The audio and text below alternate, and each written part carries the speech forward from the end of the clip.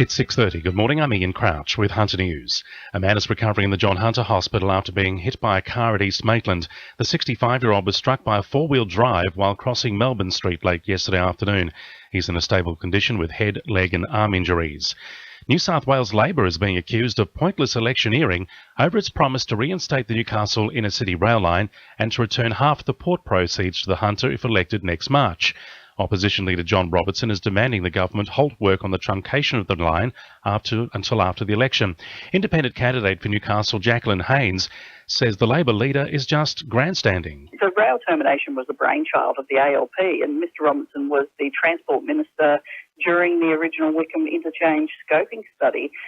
Jodie McKay, the former Labor MP, has publicly endorsed the light rail plans. It's time that we stop the electioneering and stop being disrespectful to the electorate and come on board and shape the outcome. Jetstar and Newcastle Airport are at loggerheads over landing fees. The airport wants to increase the landing fee to $1.70 per passenger, the first increase since 2004.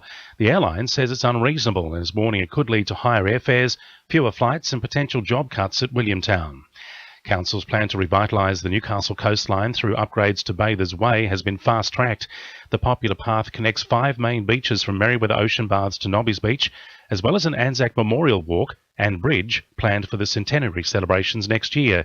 Council's General Manager Ken Goldthorpe says the work is ongoing, but the project is making progress. Council has just commenced work on the Nobby's to Zara Street section, and we'll be letting a contract this month for the main part of the construction works along that section.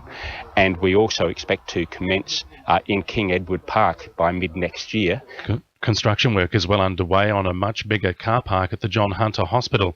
It will see more than 700 new car spaces created by late next year. Health Minister Gillian Skinner will inspect progress on the work today. Meanwhile, work is expected to start next year on more than 270 extra car spaces at the Calvary Mater Hospital. The Rural Fire Service is out in full force conducting hazard reduction burns across the Hunter ahead of the start of the bushfire season. This year's rainfall is expected to delay the arrival of the fire season, but burn operations have been carried out in various areas to protect homes, with another scheduled for today at Fennell Bay.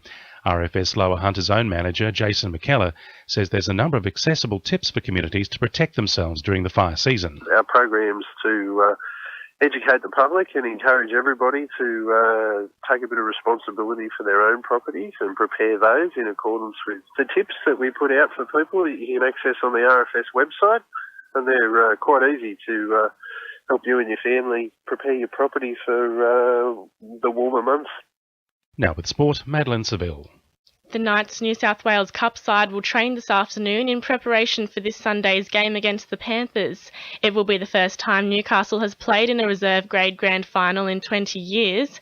Captain Matt Hilder has told Knights TV the friendships within the team are a big part of why they're doing so well. This is probably the closest knit team I've ever played with, in any grade. So everyone's, all on the same page about where they want to go, and they all hang out together, they all have a good time together.